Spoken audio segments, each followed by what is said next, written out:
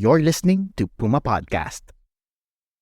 So the situation in the West Bank is incredibly alarming. Still, when you talk to many Palestinians about how they're impacted about this, they find it difficult to complain because they say nothing can be compared to what is happening in Gaza. So they also don't really allow the space for their own feelings because it's so horrific what is happening in Gaza. Hi, I'm Tatiana Maligro PumaPodcast, and you're listening to Teka Teka. As the war between Israel and Hamas reaches its 11th month, the bloodshed has killed over 40,000 Palestinians, and it's wounded over 90,000 more.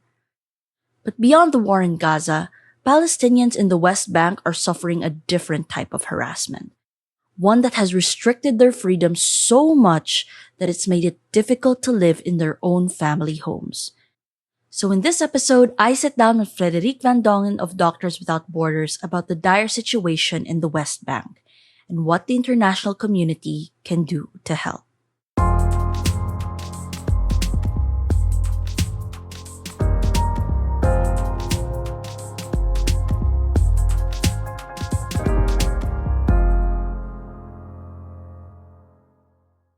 So many of us think of the West Bank as a Palestinian territory, much like Gaza.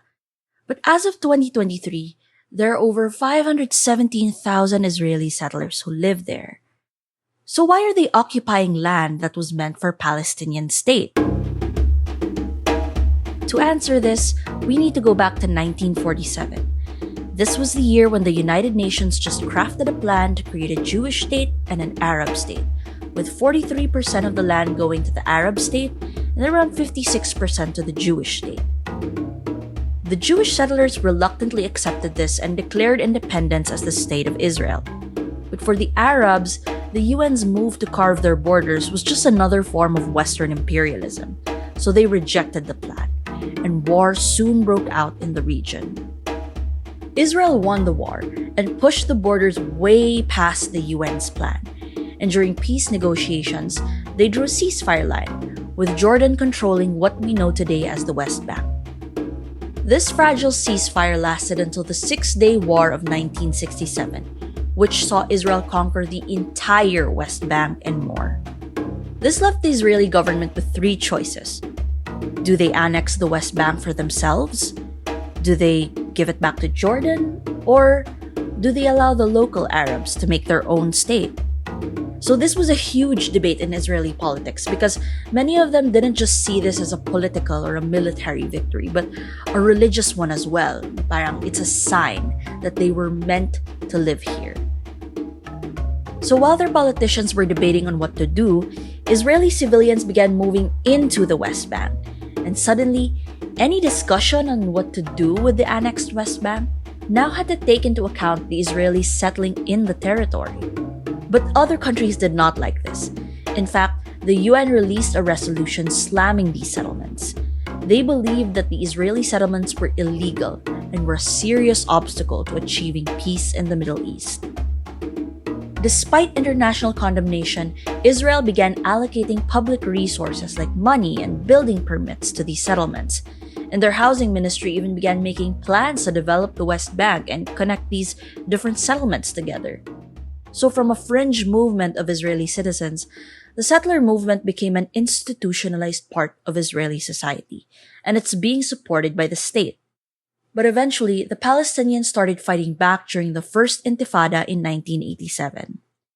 The Israelis soon realized that dividing Palestinians and keeping them in this occupation was not going to work, and they had to switch course.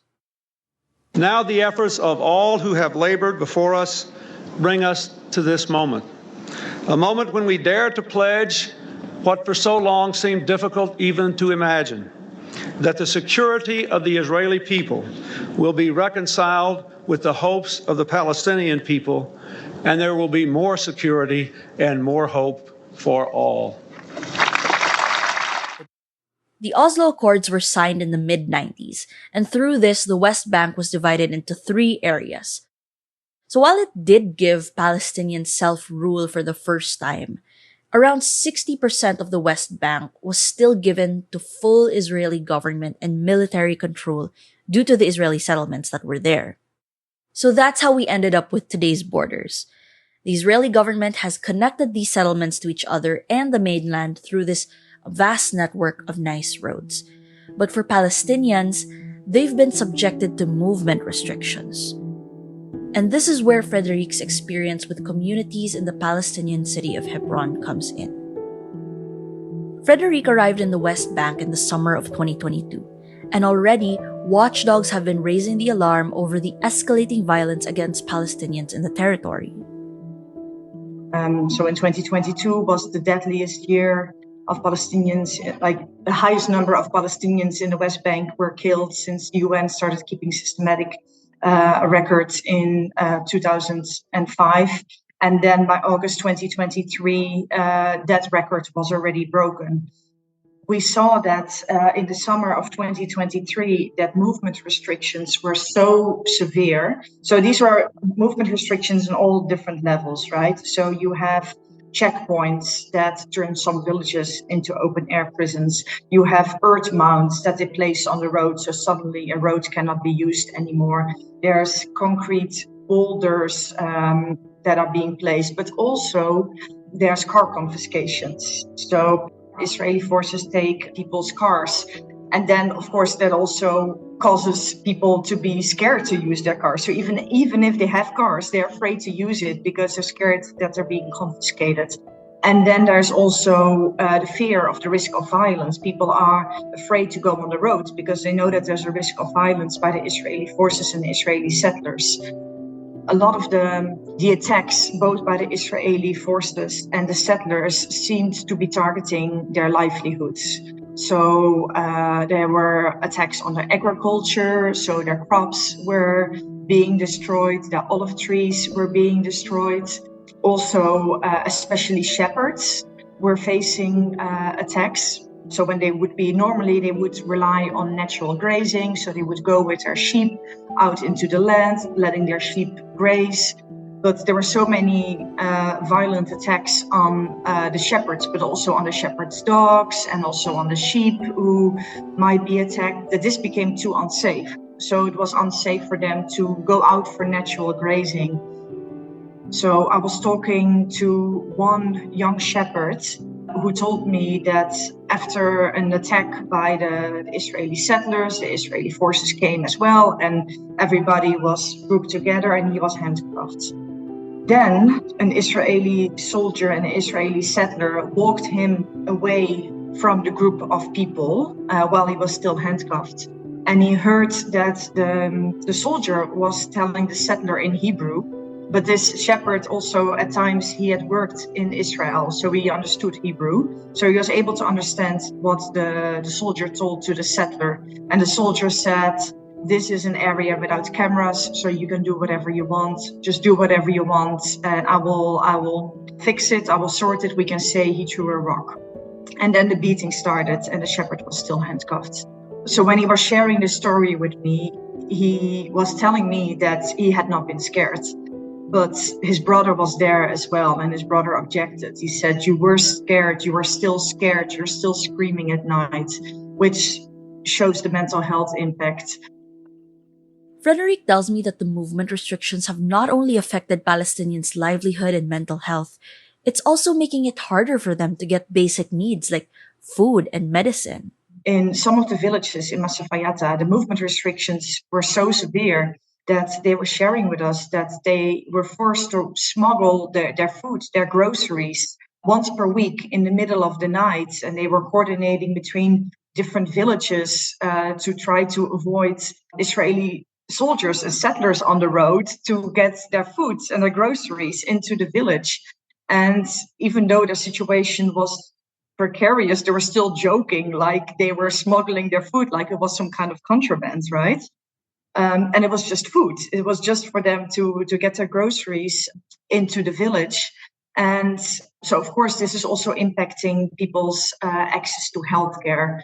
So people were already sharing back then that they were spacing out their medication, that they were stopping their treatment, or instead of they were delaying their doctor's visits. So instead of going to the doctor, they would just take paracetamol. And of course, we know that if you stop your treatment or if you delay the visit to the doctor, this has a negative impact on your health. The occupation has made it difficult for Palestinians to move from one village to another due to the movement restrictions and long checkpoint queues. These have also placed Frederick's colleagues and their patients in life or death situations. So in Al Arub refugee camp, all the main entrances are closed most of the time.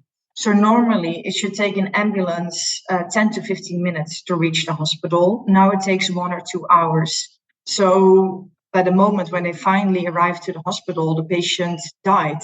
And that left them with the question if she would have survived if they had reached the hospital on time. But also the time when a man was left bleeding to death on the other side of the checkpoint and they were not allowed to cross the checkpoint. Or the time when they had a woman who was in labor and they were at the checkpoint trying to explain that they had to leave, they had to bring the woman to the hospital, and they did not, the Israeli forces did not open the checkpoint, and they were forced to make the detour all the way through Bethlehem, which took a large amount of time, and eventually they were forced by the side of the road to deliver the baby, and where they were parked was right next to a settlement, which is a very dangerous situation, both for the patients and for the healthcare providers, because any moment while assisting their delivery, there was a chance that they could be attacked. We're pausing for a quick break, but when we do come back, we talk about the ways that the international community can help Palestinians in the West Bank.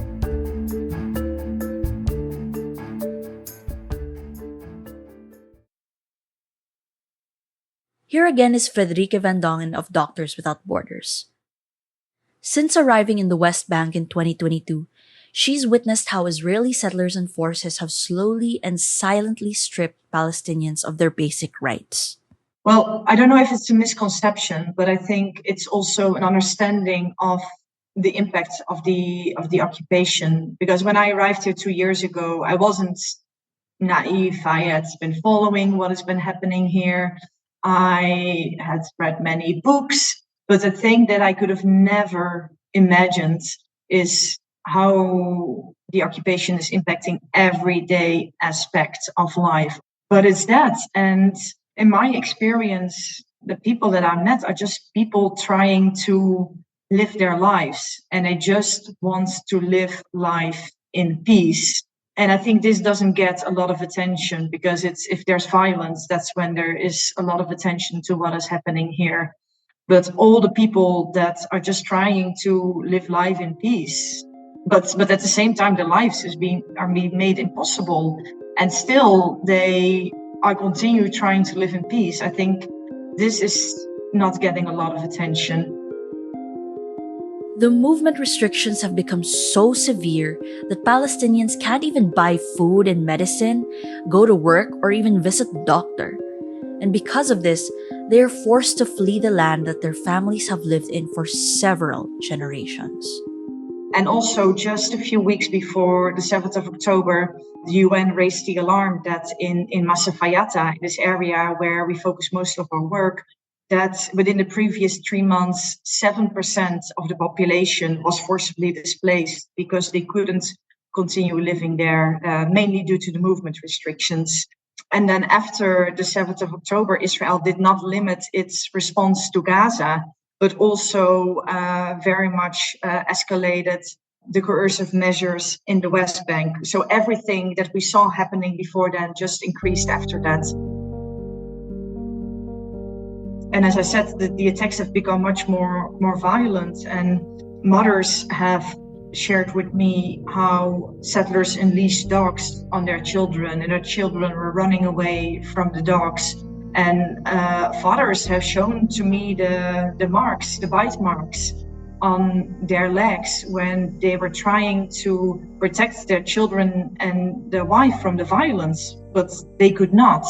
And then there's only one way to continue to protect your children, because you cannot fight back. They're not allowed to fight back, which is then to leave. But then they find themselves in a situation where often within one night, they lost their home and they lost all of their belongings and they lost their livelihood as well. But then in the new place, they face a situation that they don't know how to get food on the table for the children, because they also lost their livelihoods. And also they're not able to return to the home, because often they try to return, but often settlers are occupying the home, or they have burned down the home, or they have destroyed all of their belongings. So they lost everything, and they're now in a new place, having lost everything, not having a source of income. And at the same time, they're still not safe, because at the same time, they're still facing the harassment and the violence by the Israeli forces and the settlers.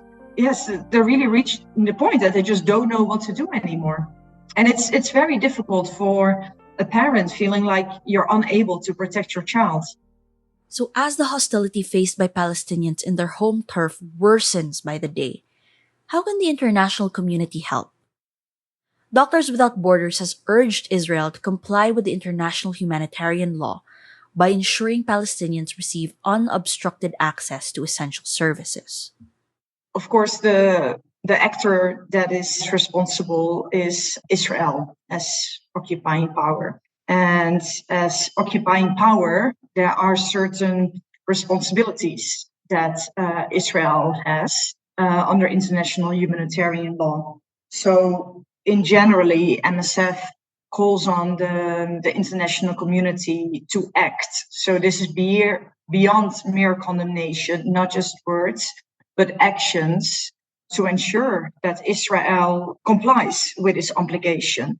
And this is on different levels to ensure unobstructed but also safe access to medical care and other essential services, to provide safety to Palestinians and to their children, including the protection of settler violence, and to protect Palestinians against forced displacement and individual or mass forcible transfer, and also to facilitate the safe return of communities to their homes. So this is what MSF calls on the Israeli government, but also on the international community.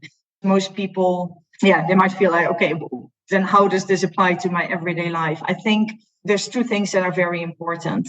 Of course, it's to people can donate to the work that humanitarian actors are providing about the attacks on healthcare and the obstruction. So the humanitarian space is shrinking. So of course, people can donate to MSF. MSF is one of the few INGOs, international non-governmental organizations, that its funding mainly depends on private donations, which also allows us to be able to work the way that we are working. Of course, there are local Palestinian organizations doing incredible work, so people can donate to them as well. Frederic admits some people may be feeling the fatigue of continuous news of Israeli attacks in Gaza. After all, it's been 11 months of fighting, continuous attacks on civilians, and it just seems like there's no end in sight. And to make matters worse, rights of Palestinians in the West Bank are eroding due to the continuous harassment from Israeli forces and settlers, from demolishing their homes to waging violent attacks that prevent free movement and basic survival even. Israelis often leave Palestinians no choice but to flee their native land.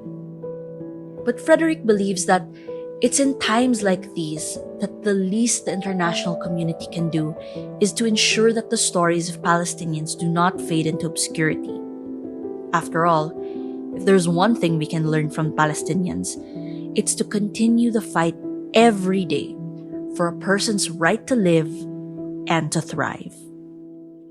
I'm sure it's also been quite difficult for you guys as the health practitioners as well. So how has it been for you guys? And despite everything that's happened, I'm just curious why you guys continue to stay in these areas and serve these communities. So the question that you're asking me is also something that family and friends are asking me as well. And the only answer that I have to that is that I get so much inspiration out of the Palestinians because they've been living in this situation for generations, and still they're not giving up hope. Still, they keep going, maintain their dignity, stay kind and warm. So if they are able to do that, then how can I give up? I think I definitely relate to what Frederique said about how living in the West Bank has changed her perception of the Israeli occupation. Because the occupation was something I learned about through online explainers or books. But hearing these real stories of what Palestinians were experiencing under the Israeli occupation reminded me that the erosion of one's rights is a slow and often a very cruel process. Like, it may not be alarming at first, but eventually it reaches a point where tasks that we take for granted, like going to work and even buying food, are nearly impossible to do. So I hope that this story gives you better insight into the Israeli occupation, humanizing the rising casualties of Palestinians both here in the West Bank and Gaza. And at the same time, I hope that the Palestinians' continuous perseverance inspired you to help. A few months ago, my co-reporter Bella and other members of the Teka Teka team met with a Palestinian family who's trying to start a new life here in the Philippines. So if you'd like to learn more about them and the Palestinian community here in the Philippines, we'll leave a link to the episode on our show notes. And it would also mean a lot if you share this episode with someone who wants to better understand the Israeli occupation of the West Bank. Again, I'm Tatiana Maligro. This episode was edited by Pidoy Blanco. Our Teka Teka executive producer is Jill Caro, and our editor-in-chief is Carl Javier. And of course, don't forget to follow Teka Teka and Puma Podcast on your favorite podcast app or on YouTube. Thanks for listening.